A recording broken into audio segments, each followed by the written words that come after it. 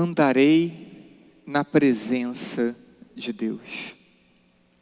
Foi o que nós escutamos na resposta do Salmo. Andarei na presença de Deus. No Evangelho vemos os apóstolos caminhando com Jesus. E era comum caminhar junto com Jesus, porque a locomoção de um povoado para outro povoado se dava caminhando. E certamente esses momentos de caminhada eram momentos também em que Jesus aproveitava para tratar vários assuntos. E caminhando, pergunta: quem dizem os homens? O que as pessoas estão dizendo sobre mim? Quem elas pensam que eu sou? E os apóstolos vão começar a responder, né, dizendo: olha, para muitos, pensam que é João Batista que ressuscitou. Outros pensam que é Elias. Há também aqueles que pensam que é um profeta. Mas as respostas não são acertadas sobre Jesus. As pessoas pensam muitas coisas sobre ele. E aí Jesus então pergunta para os seus apóstolos: olha, ok, as pessoas não sabem bem quem eu sou, mas vocês que caminham comigo há mais ou menos 2 anos, estão ao meu lado sempre, me escutam pregar, me veem agir, realizar curas, milagres. Para vocês, meus apóstolos, quem eu sou? E Pedro responde em nome de todos: tu és o Cristo, o ungido, o Messias, o Filho de Deus, a pessoa de quem depende toda a minha vida, meu destino, minha felicidade. Pedro não respondeu tudo isso, né? Mas aqui se entende, naquela resposta concisa de Pedro, que Jesus é, né, de fato, a sua felicidade, o seu destino, a sua vida, o escolhido de Deus. E os apóstolos, então, têm uma resposta acertada depois de um tempo de convivência, um tempo de proximidade, um tempo caminhando ao seu lado. E para nós, para você e para mim, nós que também caminhamos ao lado de Jesus, pelas estradas da vida, para nós que estamos anos ao lado de Jesus, quem é Jesus?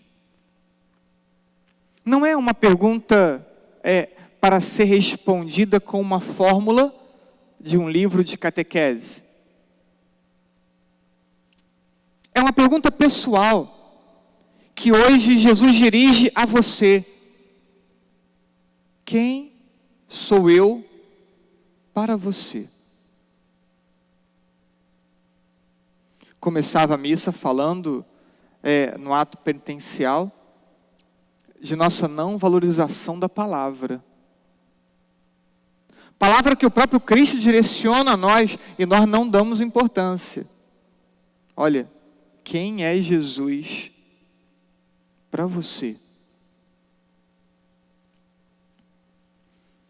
Temos que olhar com atenção para as ações de Cristo, atendendo as pessoas simples e sofridas, vê-lo rezar, escutar seus ensinamentos, ver como ele fala do Pai, olhar para Jesus, para conhecê-lo. Nós o seguimos há muitos anos. Talvez possa ter aqui alguém que seja de conversão recente, mas a maioria aqui, e talvez nos acompanhando de casa, há muitos anos caminha próximo de Jesus. Portanto, devemos examinar hoje, na intimidade do nosso coração, o que Cristo significa para nós. São Paulo responde isso. Responde em muitos lugares. Eu separei um lugar. Filipenses, capítulo 3, versículos 7 e 8. tudo que para mim era importante, e aqui eu também estou citando Paulo de forma bem livre, né? Tudo que para mim era importante, considero agora por amor de Cristo como perda, como nada.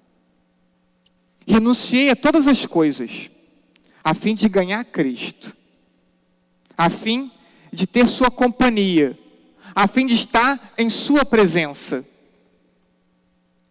Reparem, essa resposta que Jesus nos pergunta não é uma fórmula pronta. Quem é Jesus para mim? Paulo vai dizendo, Jesus para mim é o meu tudo, é o amor da minha vida, é a realidade da qual toda a minha vida está em função. E esse Jesus foi uma descoberta para mim. Em outras palavras, vai dizer Paulo, descobri Cristo, descobri o seu amor, e a partir dessa descoberta, tudo que antes era importante agora não é nada, porque perdeu o brilho diante do encontro de Cristo, diante da experiência de seu amor. Essa é a resposta de Paulo. E qual é a tua resposta? Muitos possuem uma ideia errada de Deus. E possuem uma ideia errada de Deus por não conhecê-lo. Assim fazemos também com as pessoas. É comum acontecer isso. Temos ideias erradas sobre muitas pessoas. E às vezes nem demos à pessoa a oportunidade de nos conhecer. Geramos uma implicância, né, sem nem conhecer a pessoa. Às vezes, essas rodas de fofoca, né, fulano é metido, fulano é isso, fulano é arrogante, fulano... Aquilo ficou guardado na cabeça, né? E aí você passa por fulano, tá vendo só? Tava certo, fulano é metido mesmo. Mas você nem conversou, você nunca deu essa oportunidade à pessoa. Então cria uma ideia errada, sem nem conhecer.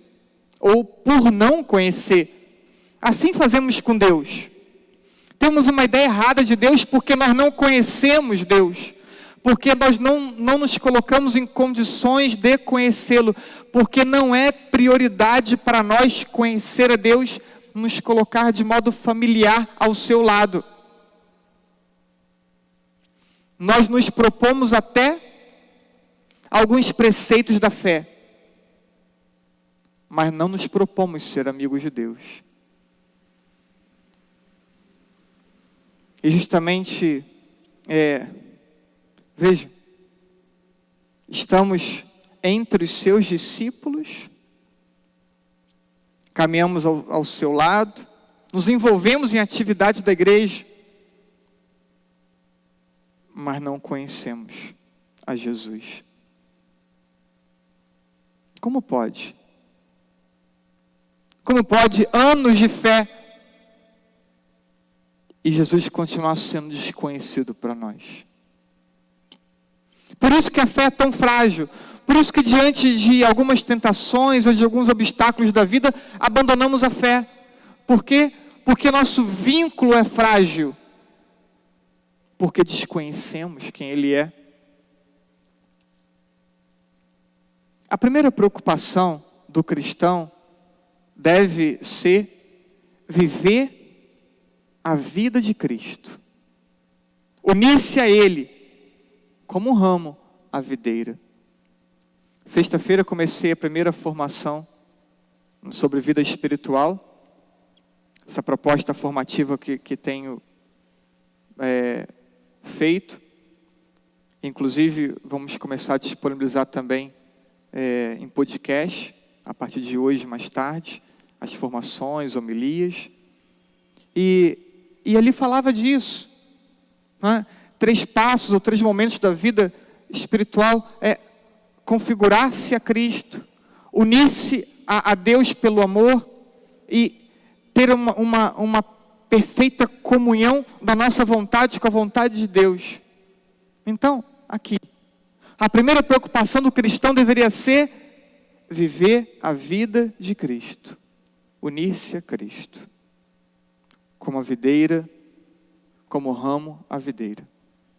O ramo depende da união com a videira. Se ele quebra e a seiva não passa mais para o ramo, ele seca.